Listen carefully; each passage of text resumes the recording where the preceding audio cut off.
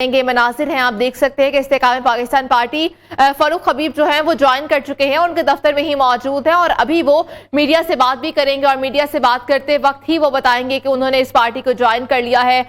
फरूख हबीब की जानिब से जो एक लग नहीं रहा था कि शायद वो ज्वाइन करे, बट उन्होंने भी इस्तेकाम पाकिस्तान पार्टी को ज्वाइन कर लिया है और अभी वो इस्तेकाम पाकिस्तान पार्टी के ऑफिस में ही मौजूद है और यहाँ पर अभी वो न्यूज कॉन्फ्रेंस करने के लिए बिल्कुल तैयार हैं। जो मीडिया नुमाइंदगान है वो भी वहां पर मौजूद है और जो दीगर रहनुमा हैं वो भी वहां पर मौजूद है और अभी वो तैयार है इस वक्त प्रेस कॉन्फ्रेंस करने के लिए और शायद इस बात को एडमिट करने के लिए।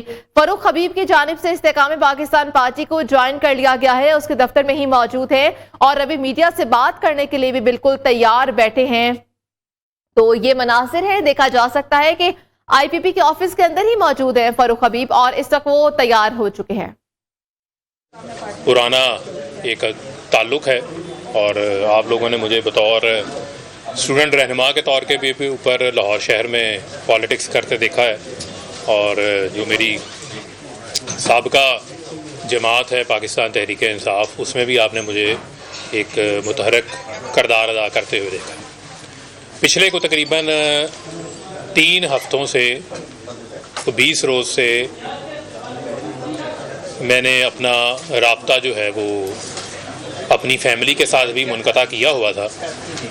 उसकी कुछ रीज़न्स हैं, कुछ वजूहात हैं, जिन वजूहात में सबसे बड़ी वजह ये थी कि पिछले 5 माह से हम सब लोग अपने घरों में मौजूद नहीं थे, अपनी फैमिलीज़ के साथ जो है वो राब्ते में नहीं थे और 9 मई का जो एक वाक़या पेश आया, जो अफसोसनाक वाक़या था, उस वाक़े के बाद हम सब अपने अपने घरों से दूर थे और हम कानून का जो है वो सामना नहीं कर रहे थे। लेकिन उन 5 माह के दौरान एक मुसलसल माइंड के अंदर, दिमाग के अंदर जो है वो एक सोच मौजूद थी कि जो पॉलिटिक्स, जो सियासत हम कर रहे हैं, क्या इसी पॉलिटिक्स के लिए मैं 2008 में मैंने पंजाब यूनिवर्सिटी में बतौर स्टूडेंट रहनुमा के तौर के ऊपर अपनी सियासी जदोजहद का जो है वो आगाज़ किया था।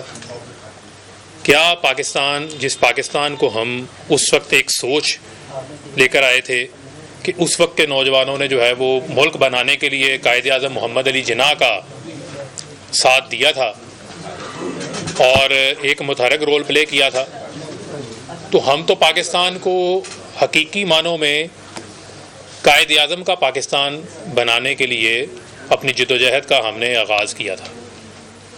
तो ये सवालात मुसलसल, इनके जवाब जो है वो मैं अपने आप से पूछ रहा था, क्योंकि जो आपकी सेल्फ अकाउंटेबिलिटी है, जो आपका खुद एहतसाबी का अमल है, वो बहुत ज़रूरी होता है। बाज़ औक़ात आप हालात और वाक़यात के तसलसल में, जज्बात में आप इतना आगे चले जाते हैं कि आप जो है वो हकीकत से बहुत दूर चले जाते हैं और मैं भी उसी मरहले के अंदर, उसी जो है वो तज़बज़ब का शिकार था।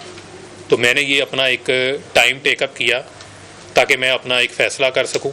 इसमें मेरी बहुत सारे ऐसे कुछ रूहानी लोग हैं, उन्होंने भी मेरी मदद की, कुछ मेरे मुखलिस दोस्त हैं, उन्होंने भी इसमें मुझे इस नतीजे पे पहुंचने पे मेरी जो है वो मदद की। ये कोई हमारी कोई ऐसी जंग नहीं है, ये कोई कुफर और इस्लाम की जंग नहीं है, बल्कि हम अपने ही मुल्क के अंदर जो हमारी एक डेमोक्रेटिक जमहूरी जो हमारी स्ट्रगल होनी चाहिए, उस स्ट्रगल से हट के हम मुल्क को वायलेंस की सतह के ऊपर ले आए और जो हमारा मकसद था कि मुल्क को हमने कायद-ए-आज़म का पाकिस्तान बनाना है, वो कायद-ए-आज़म के पाकिस्तान से हम दूर हट गए और मैं उस पर भी आऊँगा कि उसकी क्या वजूहात थी, क्या रीज़न्स थी। मसलन 9 अप्रैल को 2022 को वोट ऑफ नो कॉन्फिडेंस हो जाता है। वोट ऑफ नो कॉन्फिडेंस हुआ, सियासी गेमिक्स होती हैं, सियासत के अंदर गेमिक्स होती हैं। इमरान खान साहब ने भी की हैं, अगर किसी और ने भी की हैं, तो उन्होंने नो कॉन्फिडेंस हुआ आइनी तरीके से, आइन में मौजूद है कि आपके पास अगर अक्सरियत नहीं है तो आप वोट ऑफ नो कॉन्फिडेंस से आपको हटा दिया जाएगा। लेकिन उस वोट ऑफ नो कॉन्फिडेंस के बाद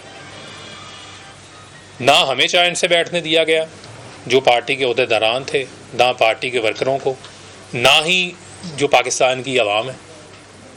यानी कि एक जो मेरे मुताबिक, मेरी सोच के मुताबिक एक डेमोक्रेटिक स्ट्रगल होनी चाहिए थी कि ठीक है, आपको अगर 3.5 साल मौका मिला, आप हट गए हैं, आप आईनी तरीके से हटे हैं, आप इंतज़ार करें, आप इंतखाबात का इंतज़ार करें, इंतखाबात आएंगे आपको मौका मिल जाएगा।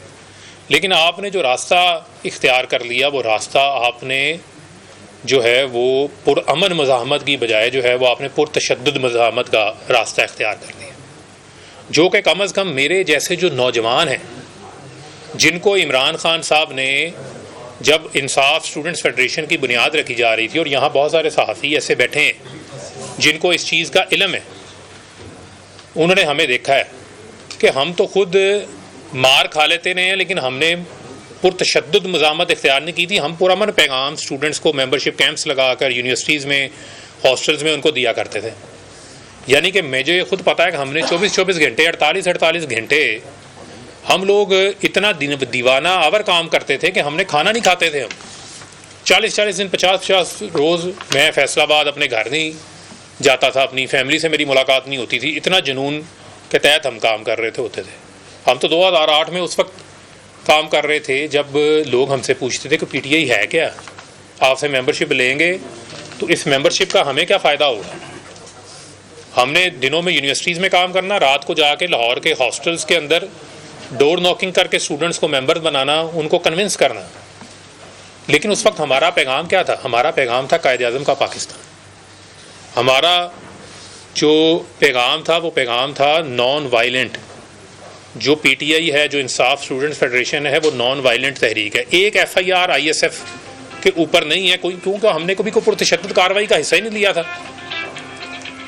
लेकिन वो स्ट्रगल अगर आप देखें, और उसके बाद ये 9 अप्रैल के बाद क्या जो आगे का मरहला है, उस मरहले में आपने लोगों को क्या पैगाम दिया कि आप सड़कों पे निकलें, आप रोड्स ब्लॉक करें, आप मज़ाहमत करें, आप वायलेंस करें, और उस वायलेंस के नतीजे में एक मसलसल माइंड सेट, एक पैगाम दिया जाता रहा, जहाँ पर जो इनोसेंट लोग थे वो कल्ट फॉलोइंग के अंदर उनके माइंड्स को जो है वो उनको हाईजैक किया गया, और उनके दिमाग में मुसलसल जो है वो एक जज्बात भड़काए जाते रहे कि पता नहीं जो पाकिस्तान के इदारे हैं वो आपके ख़िलाफ़ काम कर रहे हैं, वो आपको पता नहीं पॉलिटिक्स जो है वो नहीं जो है वो करने देना चाहते। मुसलसल एक नफ़रत का जो पैगाम था वो बीज बोया जाता रहा। जो वो बात करते हैं प्रोपेगेंडे की, जो फितने की बात करते हैं, वो असल फितना क्या है? वो यही है कि आप लोगों का 24 घंटे आप टीवी पे बैठ के पीछे पाकिस्तान का परचम पड़ा है। आप लोगों को पाकिस्तान के अंदर नवाबज़दा नुसरुल्लाह खान ने भी तो पॉलिटिक्स की है ना। पाकिस्तान के अंदर जो है बहुत सारे लोगों ने सब्र के साथ अपने वक्त का, अपनी बारी का इंतज़ार किया है। आपसे लोग क्या एक्सपेक्ट करते हैं? आपको से लोग ये एक्सपेक्ट करते थे कि आप उन्हें लीड करें, आप उन्हें पुरअमन जद्दोजहद की तरफ लेके जाएं, और पुरअमन जद्दोजहद का नतीजा था कि आप उनको अपनी सपोर्ट को बैलेट पे लेके जाते। आप बैलेट की बजाय आप कह रहे थे कि बुलेट का रास्ता इख्तियार कर लें।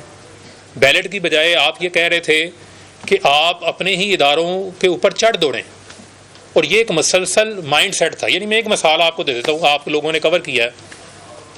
14 मार्च का इंसिडेंट था ज़मान पार्क का। 24 घंटे मज़ामत होती रही। उसमें बजाय कि पॉलिटिकल लीडर्स घरों से गिरफ्तार होते हैं, माजी में भी हुए हैं, लोगों ने सालहा जेल काटी है। अगर आप नेल्सन मंडेला की मिसाल देते हैं, 28 साल उसने जेल काटी है, तो नेल्सन मंडेला ने क्या जो है वो लट्ठा बरदार फोर्सेस बना ली थी? क्या आप अपनी यूथ को ये बता रहे थे कि पेट्रोल बम बना के पेट्रोल बम जलाओ? या आप पुरअमन तरीके से अपने पैगाम को इतना स्ट्रॉन्ग करते हैं, आप जमहूरी अंदाज से चीज़ों को लेके चलते हैं कि आप अपना अल्टीमेट टारगेट जो है वो अचीव कर लेते हैं। लेकिन 14 मार्च को मतलब एक वारंट आया ना, एक अदालत ने बुलाया, अगर आपको पुलिस गिरफ्तार करने आ गई है, व्हाटएवर, आप उसकी डिटेल में ना जाएं। आपने बज़ाहिर बैग भी तैयार किया हुआ है, लेकिन साथ में आप ये भी चाह रहे हैं कि बाहर लोग मज़ामत भी करें। और उस मज़ाहमत के नतीजे में कितने लोग अमलाक को नुकसान पहुंचा, कितने लोग ज़ख्मी हुए, कितने मासूम लोगों का नुकसान हुआ, किसी भी साइड से हुआ। लेकिन लीडरशिप की क्या ज़िम्मेदारी थी? लीडरशिप की ज़िम्मेदारी थी तदब्बर दिखाना। लीडरशिप की ज़िम्मेदारी थी, इमरान खान साहब की ज़िम्मेदारी थी कि वो तदब्बर दिखाते। इमरान खान साहब की ये ज़िम्मेदारी थी, वो ज़िम्मेदारी का मुजाहरा करते, लेकिन ज़िम्मेदारी का मुजाहरा नहीं किया। उनको ये था कि लोग मेरे लिए बाहर लड़ें। आपको तो ये भी नहीं पता होगा कि बाहर किसका सर फट गया, किसकी टांग टूट गई, किसके साथ क्या हुआ, लेकिन आपके लिए लोग लड़ें, आपने गिरफ्तार नहीं होना। अब अगर आप कहने का मकसद ये है कि फिर मुसलसल पैगाम देते रहे, मुझे आज पकड़ने आ रहे हैं, मुझे कल पकड़ने आ रहे हैं, मुझे आज पकड़ने आ रहे हैं, कल पकड़ने आ रहे हैं। केसेस की जो भी सूरत हाल है, कोर्ट ऑफ लॉ तो मौजूद है ना पाकिस्तान के अंदर। पाकिस्तान के अंदर अदालतें भी मौजूद हैं। इन्हीं अदालतों में जो बाकी उस वक्त की अपोजिशन थी, जब हमारी हुकूमत थी, उन्होंने भी इन्हीं कोर्टों में अपने केसेस का सामना किया है ना। उनकी डिटेल्स में हम नहीं जाते, जैसा किया वैसा किया, कैसे किया, लेकिन सामना तो किया ना। तो आपके पास ये रास्ता था कि आप जब पाकिस्तान है, उस पाकिस्तान में आप डंडा उठा लें।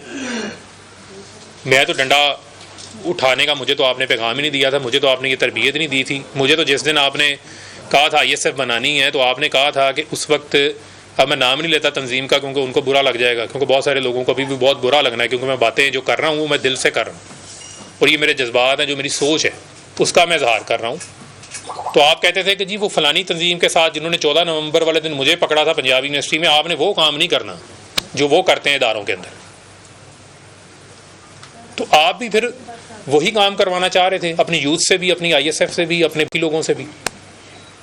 और 14 मई, ये जो 9 मई का जो वाक़या है, इस पे आपने मुसलसल लोगों की जहन साजी की, मुसलसल लोगों की जहन साजी की, मुसलसल लोगों को जो है वो तैयार किया कि लोग उस हद तक पहुंच गए कि आपको गिरफ्तार किया, और गिरफ्तार करते साथ लोग जो हैं वो लिबर्टी जमा हो जाते हैं। अब लोग जब लिबर्टी जमा हो गए हैं, उससे पहले कितने मुजाहरे आपके कोर कमांडर हाउस के बाहर होते रहे? मेरा ये सवाल है कि उससे पहले आपके कितने मुजाहरे कोर कमांडर हाउस के बाहर हुए, उससे पहले आपके कितने मुजाहरे कैंट के अंदर हुए, कितने मुजाहरे आपके फौजी अमलाक के सामने हुए। लेकिन उस दिन चंद लोगों को क्या ख़ास हदायत थी जिनका हमें नहीं पता था, यानी मेरे लिए अनएक्सपेक्टेड था। मैं लाहौर में था, मेरी उस वक्त तबीयत ख़राब थी।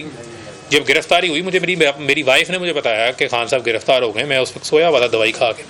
मैं उस दिन इनके साथ इस्लामाबाद भी नहीं गया, अमूमन मैं साथ जाता था पेशियों में इनके साथ। उसने मुझे इतला दी, और जब मैंने ये देखा ये हालात